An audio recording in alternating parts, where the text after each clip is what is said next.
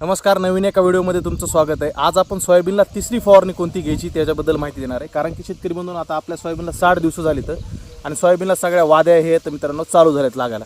तर मग अशा अवस्थेमध्ये जर आपण तिसरी फवारणी जर सोयाबीनला घेतली तर आपल्याला जबरदस्त उत्पादन सोयाबीनमध्ये होणार आहे। सहजरित्या तुम्हाला 10 ते 12 क्विंटलचा ॲव्हरेज ह्या फवारणीमध्ये होणार आहे। अतिशय कमी खर्चातली मित्रांनो फवारणी। या फवारणीचा एवढा फायदा आहे की तुमचं सोयाबीन जर सुकायला लागला असेल तरीसुद्धा तुम्ही ही जरी फवारणी घेतली तरीसुद्धा सोयाबीन तुमचं तग धरणार आहे 8 दिवसापर्यंत। दुसरी महत्त्वाची गोष्ट, सर्व प्रकारच्या किडीवर आळ्यावर नियंत्रण होणार आहे।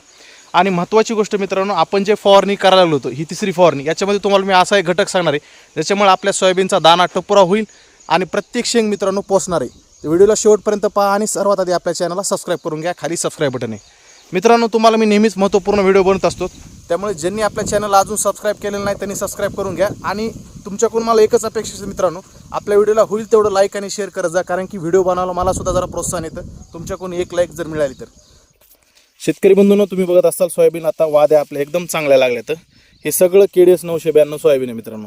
आपलं पसंतीचं वाण आहे KDS 992 किंवा आपण सरळ JS 335 ह्या दोन्हीपैकी एकाच वाणाची लागवड करत असतो, कारण की दोन्ही वाणं जबरदस्त उतारायला आहेत। जास्त करून आपण मात्र KDS 992 ह्याच वाणाची लागवड केली। बघा, शेंगा वगैरे सेटिंग वगैरे सगळी चांगली, आणि आता कुठं एक दोन फुलं राहिली तर त्याचं सुद्धा रूपांतर आता वाद्याकडे व्हायला लागले। तर आपल्याला ही जी तिसरी फवारणी टाकायची मित्रांनो, ही वाद्या ज्यावेळेस असतील सोयाबीन म्हणजे रिकाम्या शेंगा अशा वेळेस टाकायची, ज्यावेळेस सोयाबीनला 60 दिवस होतील। तर मित्रांनो, आपल्याला तिसऱ्या फवारणीचं मुख्य उद्दिष्ट काय आहे, तर ही जी शेंगा आहे का मित्रांनो, ही आपल्याला चांगली पोसायची। त्यानंतर दुसरी महत्त्वाची काय गोष्ट की शेंगा गळायचं प्रमाण सुद्धा ह्या अवस्थेमध्ये बरेच असतं की शेंगा गळून पडायला लागल्यात, असं शेतकऱ्यांनी कमेंटमध्ये प्रश्न विचारतात। त्याच्यावर सुद्धा तुम्हाला मी नियंत्रण सांगणार आहे। आणि बुरशीनाशक कोणतं वापरायचं आणि ह्याच्यामध्ये टॉनिक वापरायचं काय आहे की नाही, तर चालू करूया आपण मित्रांनो व्हिडिओला। त्यात सगळ्यात आपल्याला पहिली महत्त्वाची गोष्ट घ्यायची की अळीनाशक कोणतं वापरायचं। शेतकरी बंधूंनो, 2-3 पर्याय मी तुम्हाला सांगणार, त्याच्यापैकी तुम्हाला एकाचा वापर करायचा आहे। मी तर तुम्हाला स्वस्तामधलाच पर्याय सांगणार, तो आहे मित्रांनो इमॅमॅक्टिन बेन्झोएट 5% SG हा घटक असलेला कुठल्याही कंपनीचा, जे तुम्हाला स्वस्तामध्ये पडेल। त्याचा 1 लिटरला 1 ग्रॅम प्रमाणे जर आपण वापर केला तर ह्या अवस्थेमध्ये सोयाबीनवर असलेल्या उंट आळ्या आणि शेंगा पोखरणाऱ्या ज्या आळ्या असतात याच्यावर तुम्हाला चांगलं नियंत्रण बसणार आहे। तर तुम्ही इमॅमॅक्टिनचा वापर करू शकता। दुसरे अजून कोणते पर्याय मित्रांनो, तो महागडा पर्याय कोराजेन एक आहे। मग तुम्हाला इमॅमॅक्टिन नसेल घ्यायचं, तुम्ही कोराजेन घेऊ शकता ज्यांना पैसे खर्च करायचे आहेत अशाने, किंवा मग अजून एक स्वस्तामधलं प्रोपेक्स सुपर। हे 3 मित्रांनो तुम्हाला मी अळीनाशक सांगितलेत, याच्यापैकी कुठल्याही एकाचा वापर करा। माझं शिफारस फक्त इमॅमॅक्टिन आहे। जर तुम्ही सुरुवातीला इमॅमॅक्टिन वापरला असेल तर तुम्ही आता कोराजेन वापरा किंवा प्रोपेक्स सुपर वापरा, असं आलटून पलटून वापरा, तेच रिपीट मात्र करू नका। हे झालं मित्रांनो अळीनाशकाचा विषय। आता दुसरा महत्त्वाचा विषय तो मित्रांनो, ह्या फवारणीमध्ये आपल्याला विद्राव्य खताचा वापर करायचा आहे की नाही, तर 100% आपल्याला ह्या फवारणीमध्ये विद्राव्य खत वापरायचे। असं विद्राव्य खत वापरायचं मित्रांनो ज्याच्यामध्ये नत्राची मात्रा आपल्या नसली पाहिजे किंवा कमी असली पाहिजे, आणि स्फुर्द मात्र आपल्याला कसलंच वापरायचं नाही, त्याचा आता उपयोग नाही। पोटॅशची मात्रा जास्त पाहिजे असं विद्राव्य खत आपल्याला ह्या फवारणीमध्ये निवडायचे।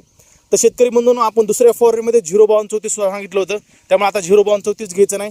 आणि अजून एक महत्त्वाचा घटक आहे की 0050, बरेच जण शेतकरी म्हणतात की 0050ची फवारणी आपण करावं का, ज्याच्यामध्ये पोटॅशची मात्रा जास्त आहे। तर मित्रांनो, हे 0050 आहे याच्यामध्ये अति जास्त प्रमाणामध्ये पोटॅश आहे। तुमच्याकडून जर प्रमाण कमी जास्त जर झालं तर आपल्या सोयाबीनवर स्कॉर्चिंग ही येणारच झाली, त्यामुळे ते सुद्धा वापरू नका। सगळ्यात चांगला पर्याय आहे 13045 या विद्राव्य खताचा आपल्याला त्या फवारणीमध्ये वापर करायचा आहे। 13045च का मित्रांनो घ्यायचं आहे, तर त्याच्यामध्ये 13% नत्र आणि 45% पोटॅश आहे। तर आपल्याला सोयाबीनची शेंग फुगवायची असेल, सोयाबीनच्या दाण्याचं वजन वाढवायचं असेल, चांगले टपोरे दाणे जर करायचे असेल, तर आपल्याला 13045 ह्या विद्राव्य खताचा 1 लिटरला 7 ग्रॅम प्रमाणे आपल्याला फवारणी घ्यायची आहे। याच्यामुळे मित्रांनो दुहेरी फायदा आपल्याला होणार आहे की तुमचं सोयाबीनचे दाणे सुद्धा टपोरे भरणार आहेत, आणि ज्यांचं सोयाबीन सुकायला लागले, ज्यांच्या सोयाबीनला ताण पडलाय, पावसाचा खंड पडलाय, अशा ठिकाणी पाणी द्यायची सोय नाही, त्यांना सुद्धा हे वरदान असं जीवदान देणारी फवारणी ठरणार आहे। तुम्ही त्यामुळे 13045 ह्या विद्राव्य खताचाच वापर तुम्हाला ह्या फवारणीमध्ये करायचा आहे। शेतकरी बंधूंनो, हा झाला विद्राव्य खताचा, आणि तुम्हाला मी कोणतं कीटकनाशक वापरायचं ह्या फवारणीमध्ये सांगितले। आता मित्रांनो, महत्त्वाचा विषय होतो की आपल्याला बुरशीनाशक वापरायचं आहे की नाही, तर आपल्याला ह्या फवारणीमध्ये एक बुरशीनाशक वापरायचं मित्रांनो, स्वस्तामधलंच वापरायचं। त्याचं कारण काय की सोयाबीनवर मध्ये मित्रांनो बऱ्याच वेळेस तांबोरा रोगाची एक समस्या असते, आणि कुठेतरी मित्रांनो पानावर ठिपके सुद्धा असतात। तर हे 2 बुरशीजन्य रोगावर सुद्धा कंट्रोल आपल्याला करायचे।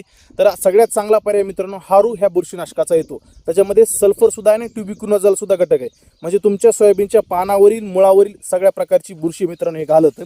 याच्यामध्ये मित्रांनो सल्फर घटक असल्यामुळे आपल्या सोयाबीनचे जे दाणे आहेत ते सुद्धा टपोरे होतात आणि सल्फर किडीवर सुद्धा नियंत्रण मिळतं। असं दुहेरी फायदा असलेला मित्रांनो हे बुरशीनाशक आहे।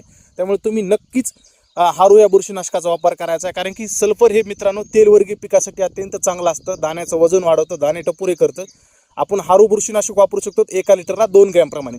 तुम्हाला 3 घटक सांगितले मित्रांनो. आळीनाशक सांगितलं, त्यानंतर दुसरं विद्राव्य खत 13-0-45 सांगितलं आणि बुरशीनाशक हारू, हे 3 गोष्टी झाल्या. आणि चौथं मित्रांनो आपल्याला एक सूक्ष्म अन्नद्रव्य ह्या फवारणीमध्ये वापरायचे.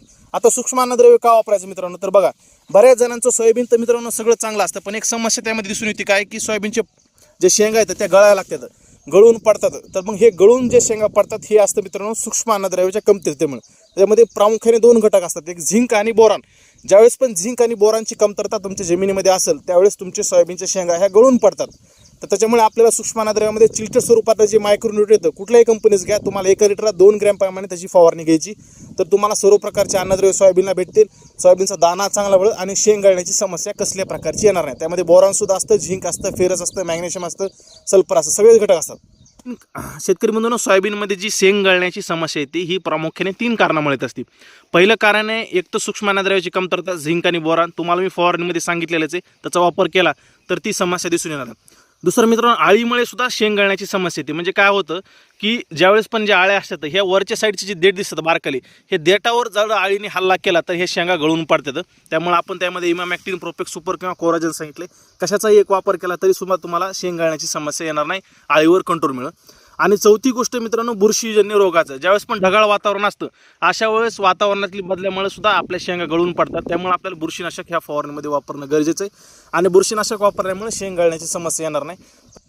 तर मित्रांनो, ह्या 4 गोष्टीचा आपल्याला वापर करायचा आहे. त्यामुळे आपल्या सोयाबीनमध्ये जबरदस्त दाना फुगल, सोयाबीनचे शेंग गळण्याची समस्या कसलीच होणार नाही आणि किडीवर सुद्धा आणि आळ्यावर सुद्धा नियंत्रण मिळणार आहे. शेतकरी बंधूंनो, हे असं तुम्हाला कॉम्बिनेशन ह्या फवारणीमध्ये सांगितले, याचा वापर तुम्ही नक्कीच करा आणि तुमच्या सोयाबीनच्या उत्पादनामध्ये वाढ करा. काही प्रश्न असतील मित्रांनो तुम्ही बिंदासपणे कमेंटमध्ये विचारायचा, मी प्रयत्नच करत असतो उत्तर देण्याचा. व्हिडिओ जर महत्त्वपूर्ण वाटला असेल तर लाईक आणि शेअर करा आणि आपल्या चॅनलला सबस्क्राईब करायला विसरू नका. भेटूया पुढच्या व्हिडिओमध्ये. धन्यवाद. जय महाराष्ट्र.